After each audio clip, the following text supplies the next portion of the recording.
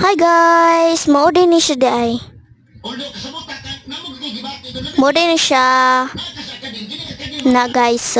Mo tipatanan ako guys yun sa pagluto kanang rice sa mga bata dihang pakabalos. So, kailangan nasad inyong mga mama dara mga guys ha para dili mapasaw, dili masunog inyong balay. Yan.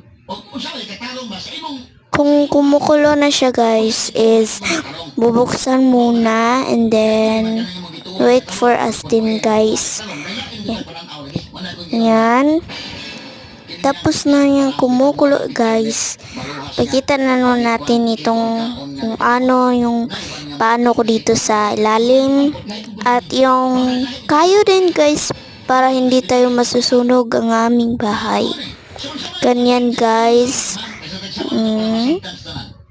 Pakita rin dun ko niyan sa inyo guys para hindi niyan masusunog yung bahay nyo kung magluluto yung mga anak nyo at hindi nyo rin mababantayan. And then gusto ko na naman yung mga bata din nga ganyan din mga magluluto and then kabalo din sila.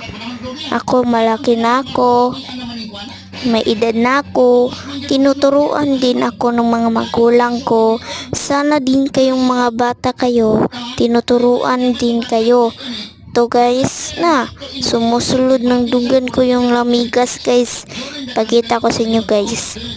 Wait sa guys, kasi hindi hanap siya guys. Palalayo muna natin ang kamay ko.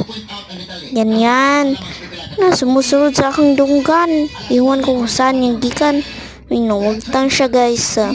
Ito yung ba ang kuko nyo guys. So kailangan linisin nyo din. Sa akin taod-taod lang din.